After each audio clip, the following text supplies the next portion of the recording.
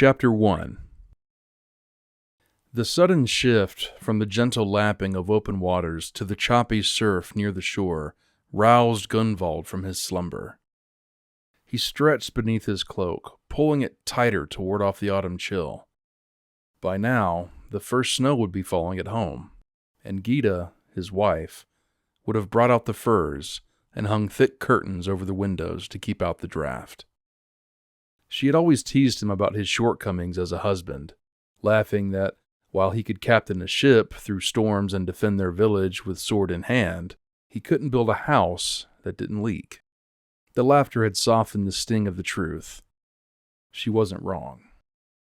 When he'd asked her to marry him, he'd been so proud of the iron key he placed in her hands, the key to their future home.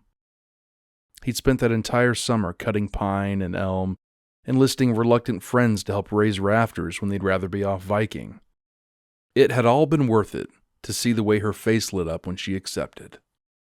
That first winter, the house felt perfect. Wrapped up in one another, beneath blankets and furs, they hardly noticed a single draft.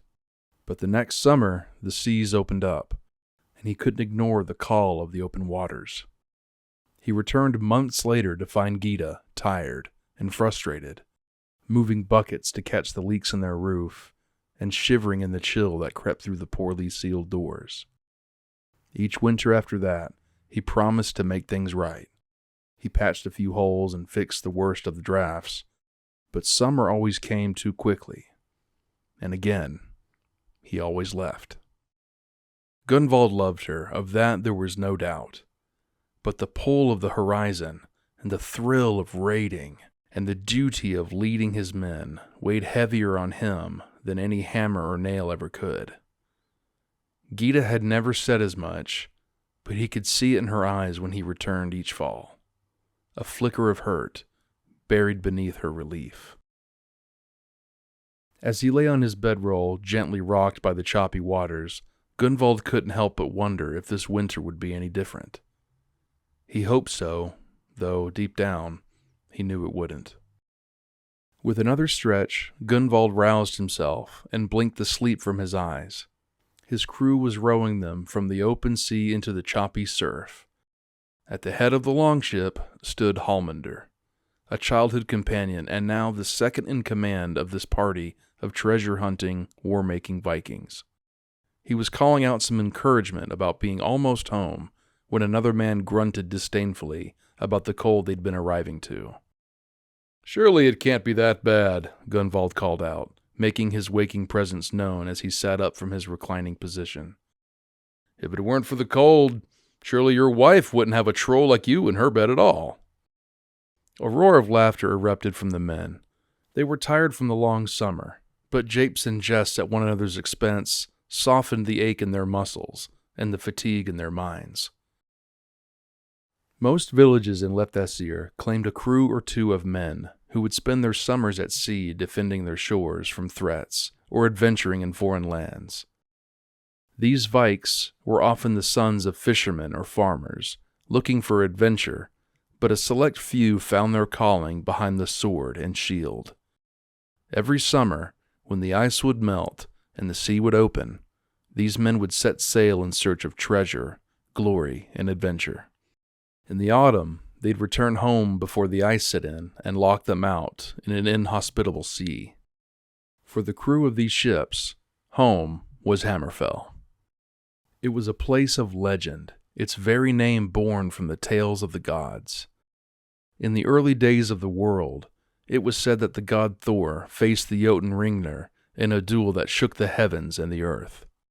Their battle left scars on the land itself, great craters where Mjolnir had struck, and jagged fissures where Ringnir's axe had gouged the ground. Hammerfell was a lively village, with longhouses spread amongst the stony landscape. The village grew around this sacred site, a testimony to the gods' might, and a reminder of their protection. The Carl's Longhouse and the communal altar had been built on the edge of the largest crater caused by Mjolnir's impact. The jagged rocks surrounding the crater had become sacred ground. Every stony outcrop was a reminder of the gods' power and the fragile balance they had once maintained. Hammerfell's true heart was its Thingstead, the open-air meeting place where the village gathered to make decisions, settle disputes, and honor the gods. The Thingstead stood at the center of the crater, with a towering stone altar carved into the likeness of Thor. This altar was more than a place of worship. It was a symbol of their resilience, and a reminder that the gods had once walked among them. Every year, the villagers gathered to honor Thor and offer sacrifices, while festivals filled the air with sounds of music, feasting, and laughter. Gunvald climbed to his feet, using a bench as a handhold to raise himself from his bedroll. He caught a rope hanging from the mast to steady himself, and then made his way towards the bow of the longboat. The autumn wind whipped his hair back around his face as he made a vain effort to brush it away as he stepped through the rows of rowing men. Hallmundr was already working to remove the carved dragon head from the stem post when he reached his destination. The dragon, though weathered from the long summer voyage, was still fearsome. Its wooden eyes seemed to glare at the horizon, its jaws open in a silent snarl. Every man on the ship knew the tradition. The dragon guarded the crew on foreign seas, but it was bad luck to leave it mounted when returning home. Gunvald didn't believe in such superstitions, but he followed the tradition anyway. Some habits weren't worth testing, especially when they came from generations of old wives who lost their husbands at sea. Hallmundr freed the carving in a practiced twist, lowering it carefully into Gunvald's waiting hands. He wiped the salty dampness from his own hands on the hem of his tunic, and gave Gunvald a sidelong glance. "Did you ever believe the stories they told us when we were boys and first set sail?" Hallmundr asked, nodding toward the dragon. Gunvald turned the carving in his hands, studying the grooves and cracks that had formed during their journey. "No more than I ever believed it was the dragon head keeping the Wexians or whatever else was out there at bay." Hallmundr smirked. "And yet you follow the custom every time." Gunvald shrugged.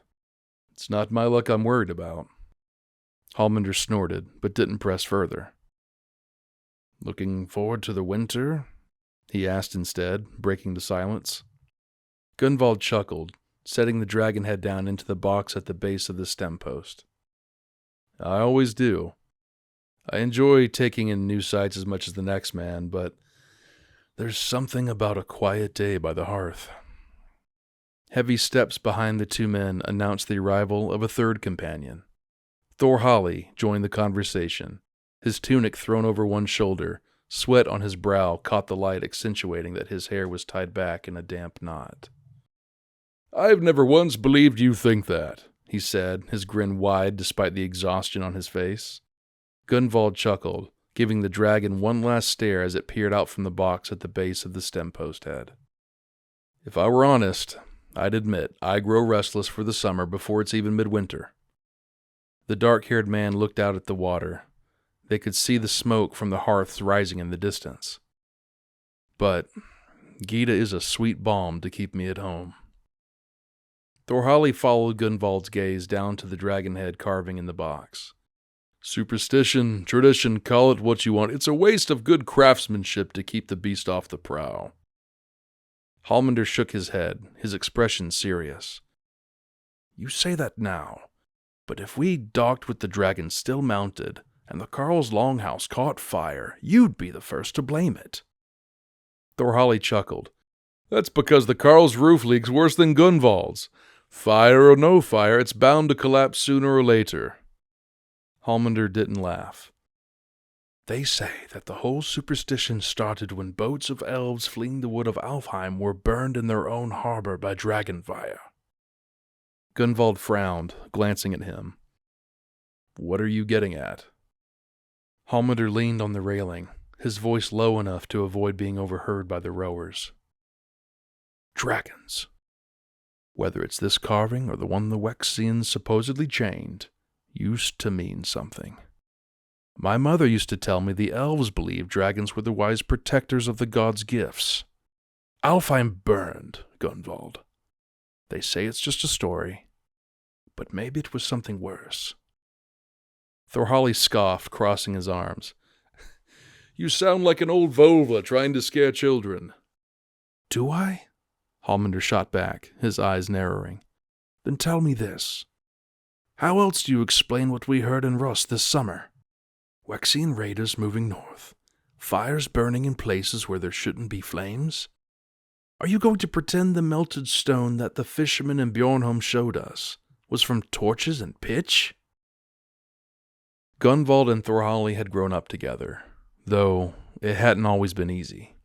Thorhali's parents died when a fever had swept through the village, leaving the gangly boy and his 3 sisters with no family.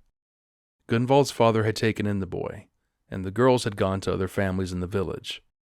Gunvald had been too young to understand the full weight of the loss at the time, but he remembered Thorhali arriving at their home with nothing but a bundle of worn clothes and a hollow look in his eyes. At first, Thorhali had been quiet, unsure of his place in someone else's household.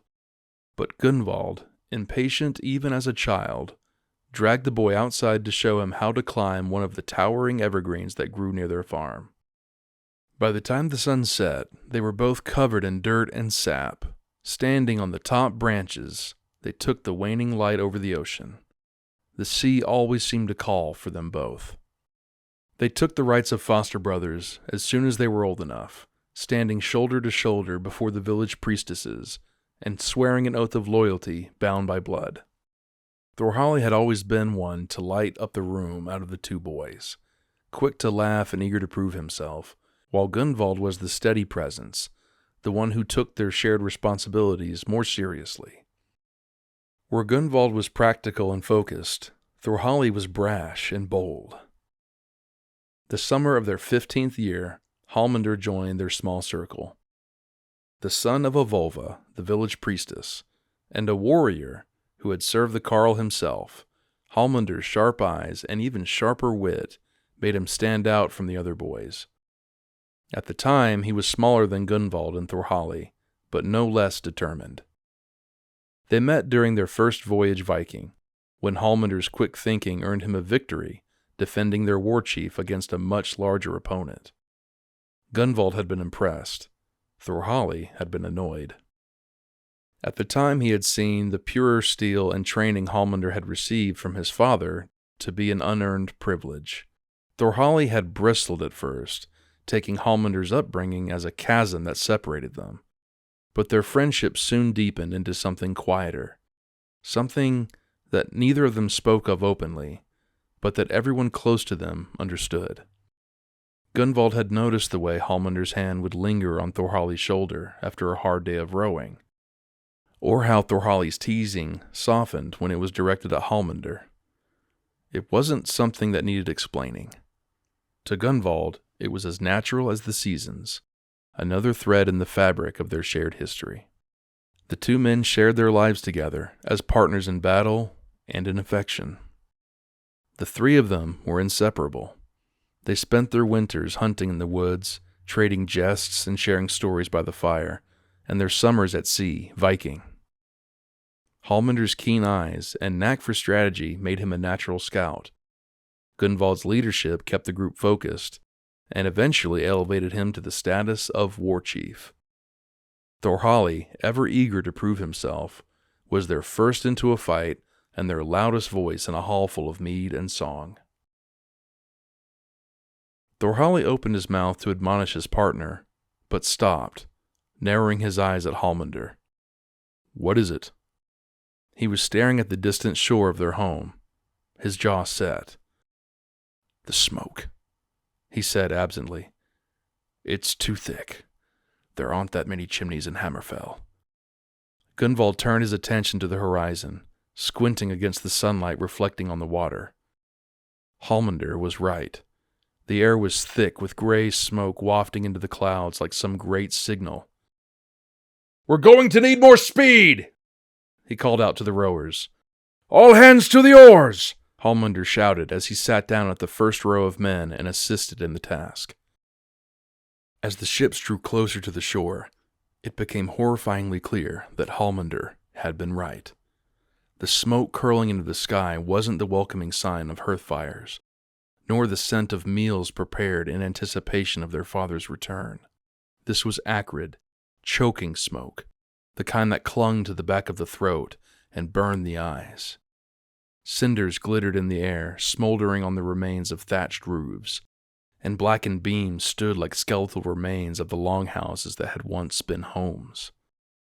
Hammerfell had been attacked. The scraping sound of the boats grinding against the smooth black stones of the beach had always meant homecoming, a sound that heralded laughter, stories, and the embrace of loved ones.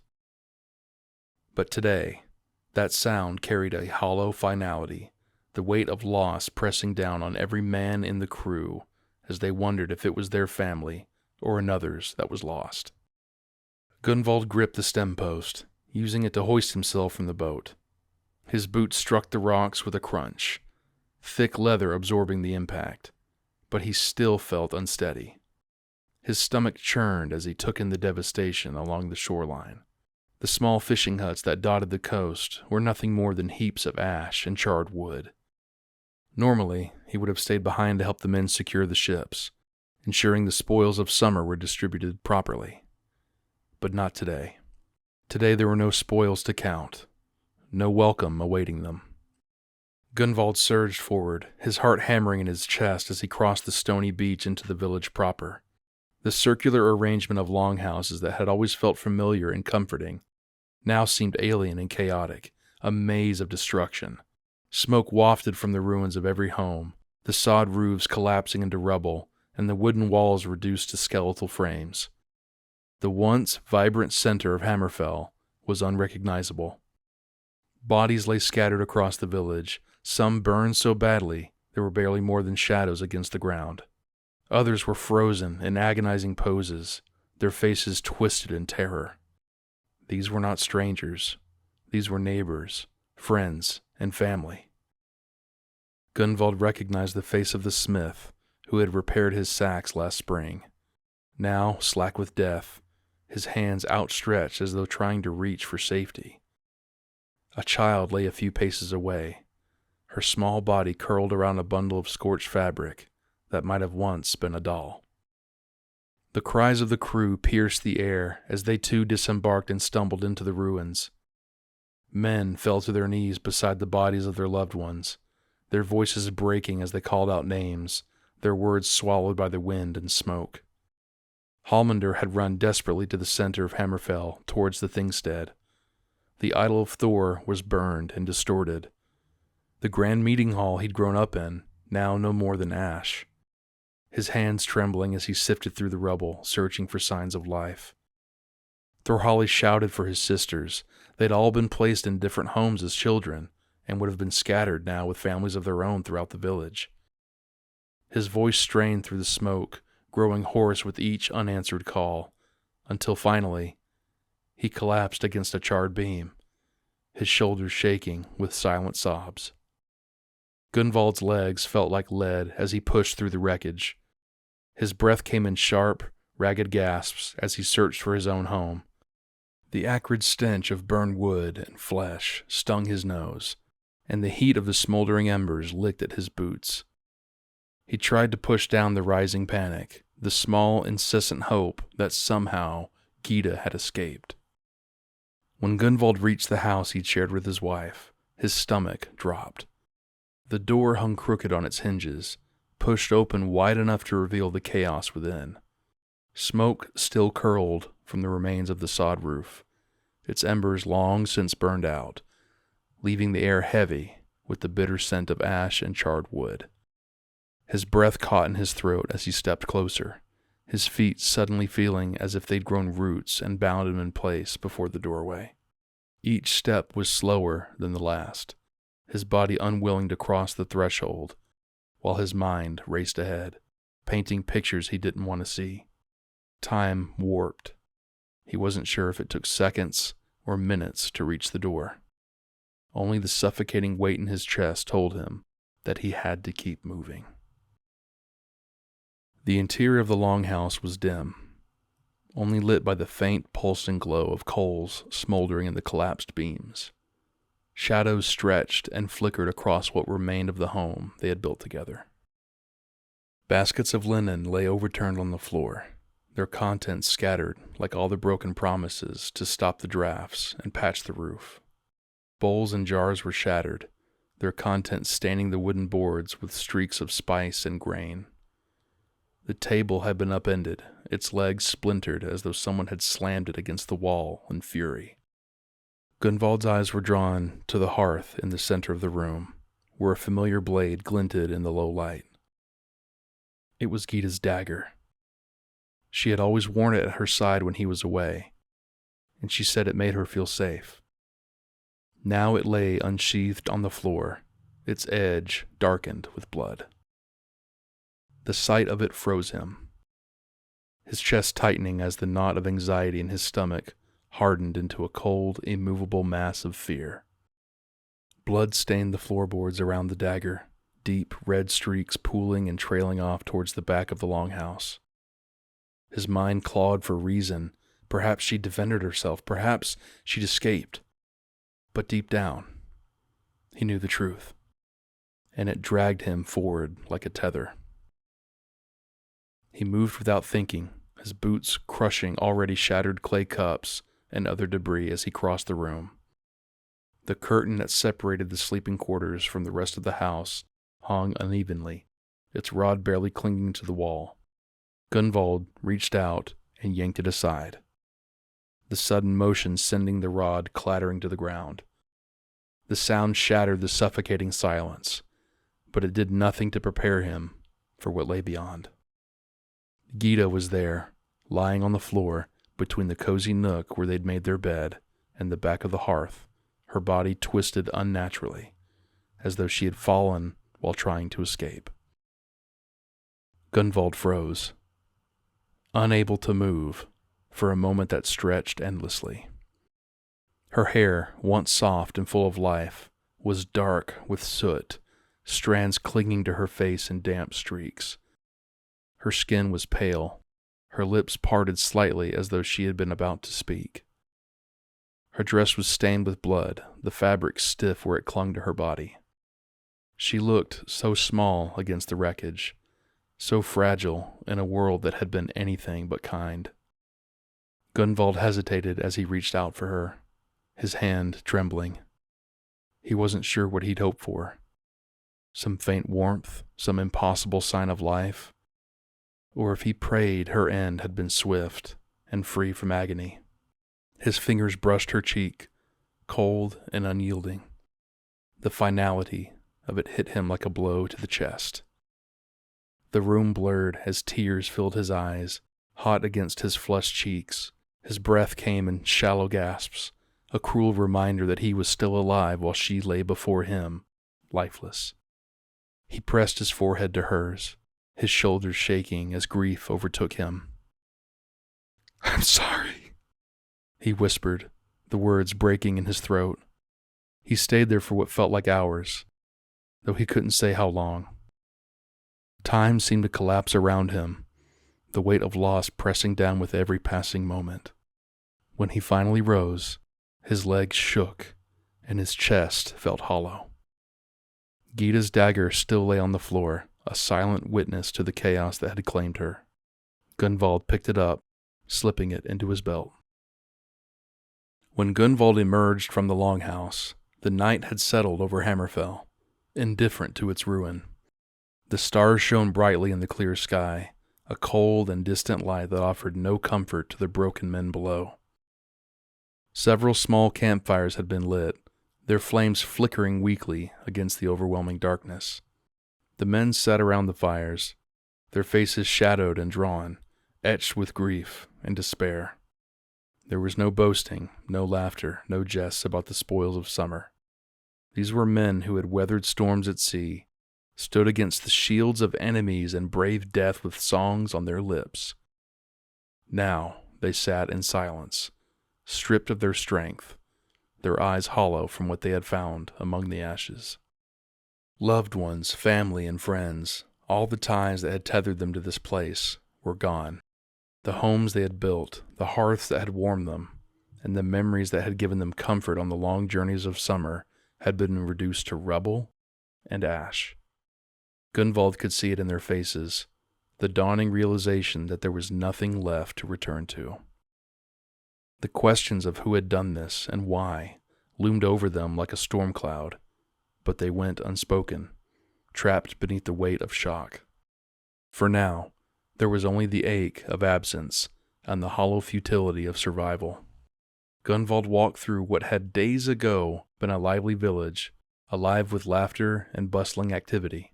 He could still see it in his mind, the blacksmith at his forge, sparks flying as he hammered out a sickle for the harvest, the smell of bread and oatcakes from the earthen ovens, and the sound of children chasing one another between the longhouses. These were the images that had kept him going during the long nights at sea. Now the reality was a grim mockery of those memories. Some buildings stood as if untouched, frozen in time, as though the destruction had forgotten them. A stall where Gunvald had often bought roasted chestnuts on chilly mornings remained upright, its canopy still hanging in loose folds. It seemed absurd, almost cruel, that something so small and meaningless had survived when so much else had been lost. Other landmarks were unrecognizable. The village altar, a sacred stone where the people of Hammerfell had offered their prayers to the gods, was nothing more than a mound of slag and melted rock. Its intricate carvings, once a testament to the village's faith, had been erased as though the gods themselves had turned away. Gunvald paused beside the remnants of the altar, staring at the warped stone, his fist clenched at his sides, his nails biting into his palms. There was no rhyme or reason to the destruction, no pattern to explain what had been spared while so much had been obliterated. It was chaos, pure and unrelenting. The usual sounds of the night, foxes yipping in the woods, the rustle of leaves, and the occasional distant call of night birds, were absent. Instead, the air was filled with the muffled sobs of men mourning their dead, their cries rising and falling like waves against the silence. It was a sound Gunvald would never forget, a chorus of broken voices. He passed one of his crew, a man named Sven, who knelt beside the body of his wife. She lay cradled in his arms, her hair spilling over his lap like a dark river. Sven rocked her gently, whispering words no one else could hear, his tears streaking the soot on his face. Another man sat apart from the others, staring blankly at a small doll he held in trembling hands. Gunvald stopped briefly at the edge of the village, looking back over the ruins. The faint glow of the campfires illuminated the devastation in flickers and shadows, like ghosts moving through the rubble.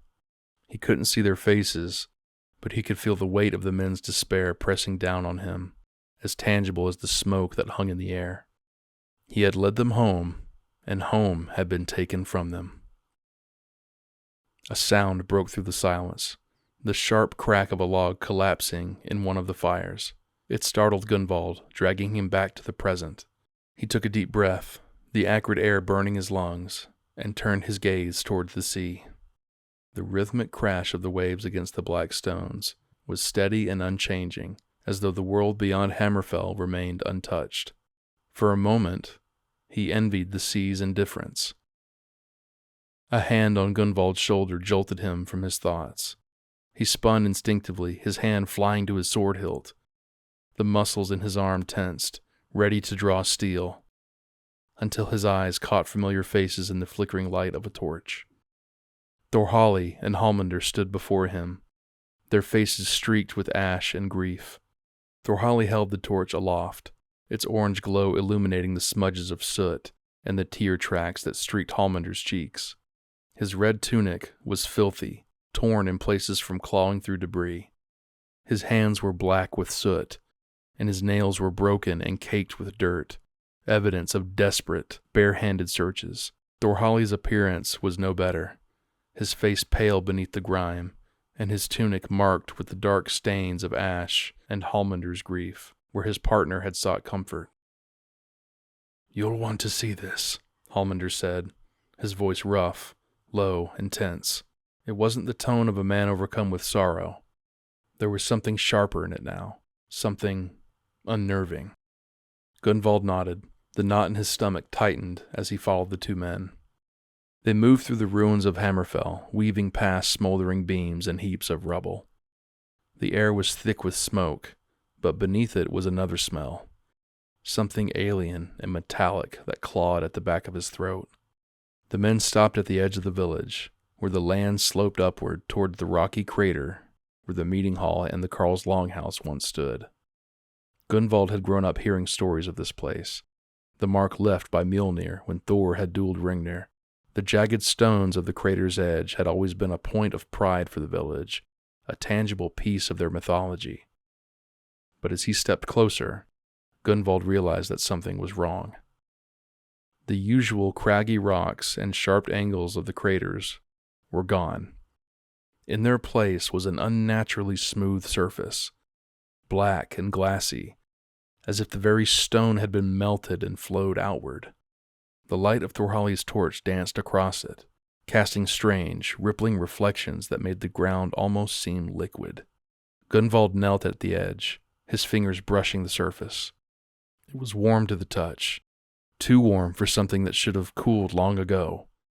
He drew his sax from his belt, flipping it to use the pommel.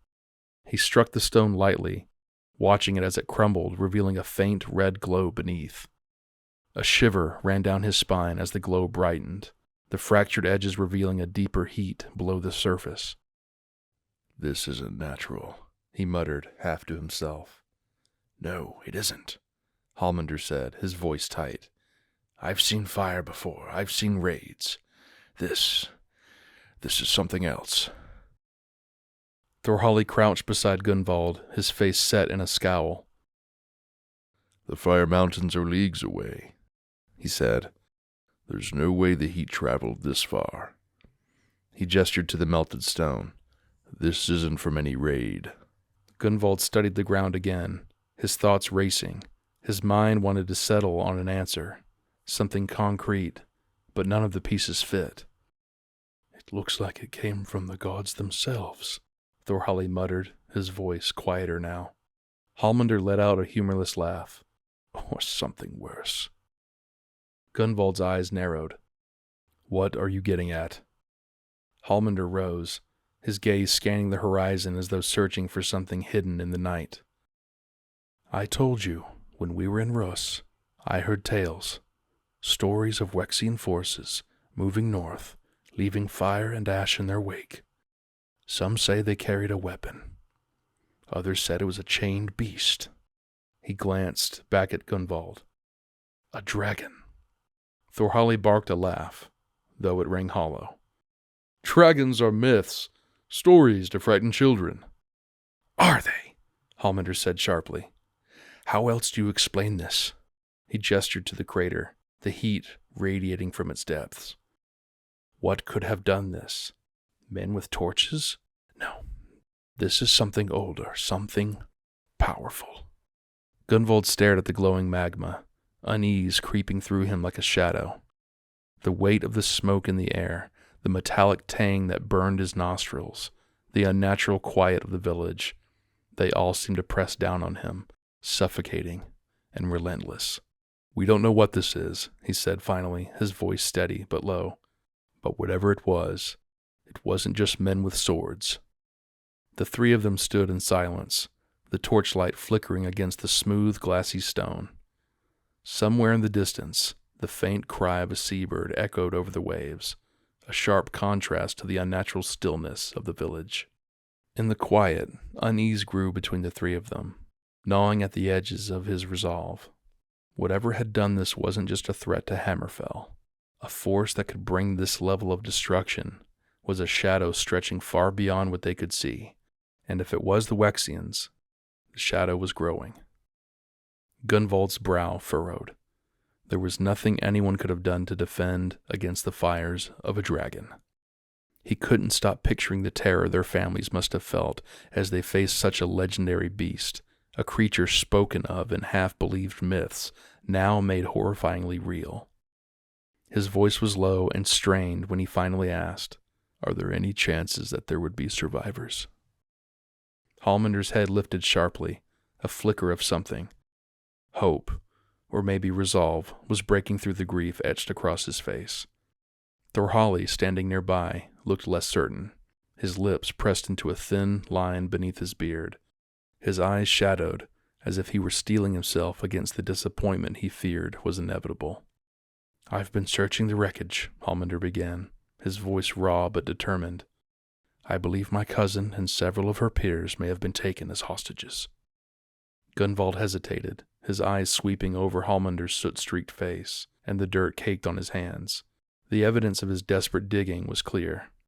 Hallmundr had been searching every home, every burned remnant of a life, hunting for signs of his family. Gunvald didn't ask how he'd reached this conclusion. The fact that Glirna's name was the only one he mentioned said more than enough. Hallmundr's father, mother, and aunt were gone. Gunvald could see it in the stiff way Hallmundr carried himself, in the haunted look in his eyes. Both Hallmundr's mother and her sister had been vulva priestesses, the village healers, seers, and spiritual guides. Now their line rested solely in the hands of Glirna, young and barely trained, but still carrying the mantle of her heritage. "She's training to carry on as a vulva," Hallmundr continued, his grip tightening on Gunvald's forearm. "If the Wexians, or whoever is responsible, know what she is, they wouldn't kill her. A vulva would be valuable. They'd keep her alive." His voice cracked on the last word, but his desperation was clear. For the first time since they had arrived, Gunvald saw a glimmer of purpose in Hallmundr's grief, a shred of hope pulling him from the brink. "We can't leave her to them," Hallmundr said, his tone pleading but firm. "You're right," Gunvald replied, his voice steady as he clasped Hallmundr's arm.